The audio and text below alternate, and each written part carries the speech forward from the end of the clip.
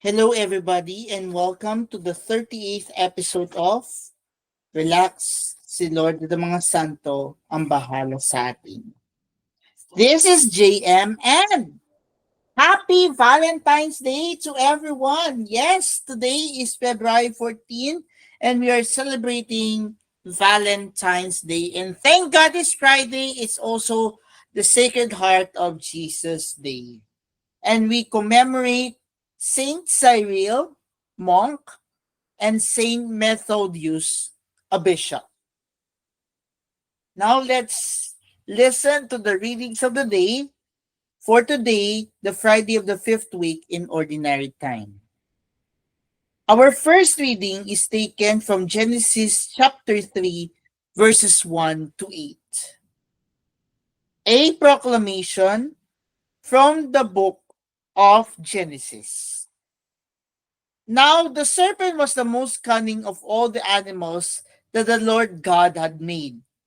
The serpent asked the woman, "Did God really tell you not to eat from any of the trees in the garden?"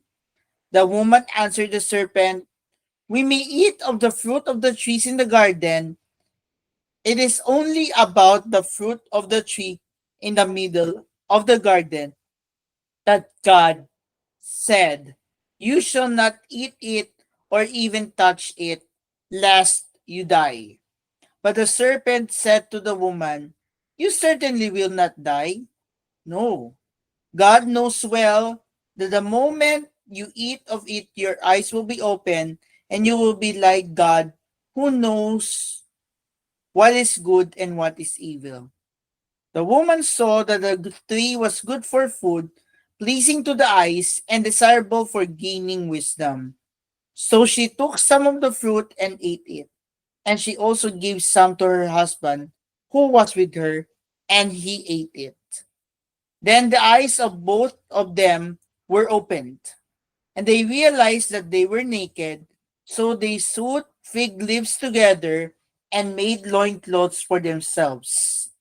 When they heard the sound of the Lord God moving about in the garden at the breezy time of the day, the man and his wife hid themselves from the Lord God among the trees of the garden. The word of the Lord, thanks be to God. Our response to the responsorial psalm is, "Blessed are those whose sins are forgiven." Please repeat, "Blessed are those whose sins are forgiven." Blessed is he whose fault is taken away, whose sin is covered. Blessed the man to whom the Lord imputes not guilt, in whose spirit there is no guile. Response: Blessed are those whose sins are forgiven. Then I acknowledged my sin to you, my guilt I covered not. I said, I confess my faults to the Lord, and you took away the guilt of my sin. Response: Blessed are those whose sins are forgiven. For this shall every faithful man pray to you in time of stress. Though deep waters overflow, they shall not reach him. Response: Blessed are those whose sins are forgiven. You are my shelter. From distress you will preserve me. With glad cries of freedom, you will ring me round. Response: Blessed are those whose sins are forgiven. Alleluia, Alleluia. Open our hearts, O Lord, to listen to the words of your Son. Alleluia, Alleluia. Our gospel for today is taken from the Gospel of St. Mark, chapter 7, verses 31 to 37. A proclamation from the Gospel according to St. Mark. Glory to you, O Lord. Jesus left the district of Tyre and went by Sidon to the Sea of Galilee, into the district of the Decapolis. And people brought to him a deaf man who had a speech impediment and begged him to lay his hand on him. He took him all by himself away from the crowd. He put his finger into the man's ears and spitting touched his tongue.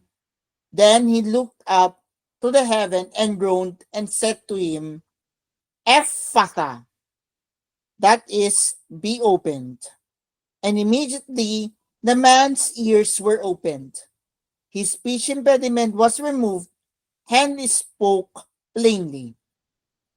He ordered them not to tell anyone, but the more he ordered them not to, the more they proclaimed it. They were exceedingly astonished, and they said, He has done all things well. He makes the deaf hear and the mute speak. My dear friends, my dear relaxers, this is the good news of our salvation. Praise to you, Lord Jesus Christ. Now let's listen to the reflection for today. Again, happy Valentine's Day to everyone. And our gospel for today is somewhat similar to the gospel that we heard few weeks ago. It's all about the the man who had speech impediment and who is deaf made Jesus heal his speech impediment and made him speak again plainly. May kilala ka bang pipi at bingi? Hindi ba't parang hirap siyang maipalam ang kanyang mga nais sa loobin? Tinagabilinan sila ni Jesus na huwag sabihin nito kanino man, ngunit habang pinagbabawalan sila, lalo naman silang nagpapahayag. Sa ating buhay pananampalataya, kung minsan may tuturing din naman tayong pipi at bingi. Narinig, nakikita, at nararamdaman natin ang mga mabuting bagay na gawa ng may kapal. Ngunit, hindi natin ipinamamalita ang mga ito. Araw-araw na nasa natin ang kabutihan ng Panginoon. Isang biyaya ng pagising pa lamang sa umaga, hindi lahat nakakakita ng bagong umaga, hindi ba? Dapat nating ipagpasalamat at tulad ng lalaking pipi at pingi, dapat nating ipamalita ito. Let's listen first to the life of Saint Cyril and Saint Methodius before we pray. The two brothers Cyril and Methodius were born in Thessalonica in the 9th century. Having been raised in an area where both Greek and Slavic were spoken, they learned both languages. Though they came from a political family, they renounced secular honors and became priests. In 861, they were sent to convert the Jewish Khazars in Russia. In 863, they went to Moravia to instruct the people and conduct liturgies in Slavic.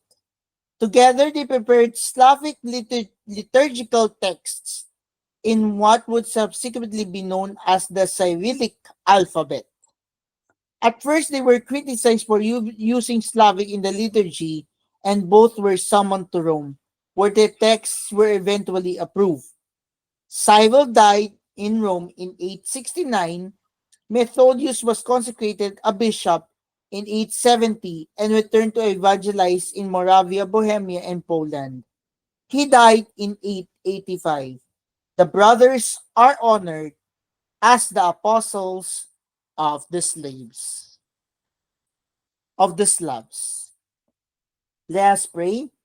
In the name of the Father, and of the Son, and of the Holy Spirit. Amen. Panginoon, tunay nga na ang iyong mga ginagawa ay napakabuti. Ngayon nagtanggal na ang tali sa aking mga dila tulad ng lalaki sa Ebanghelyo. Patuloy nawa akong maging instrumento mo upang makilala ka ng mga kapatid namin na hindi pa nakakakilala sa iyong kabutihan. Mary, grant me the grace to always say no to the lies of the devil. Amen. Saint Cyril and Methodius, pray for us. In the name of the Father, and of the Son, and of the Holy Spirit. Amen. And that we conclude our episode 38 of our program, Relax. Si Lord at mga Santo ang bahala sa atin.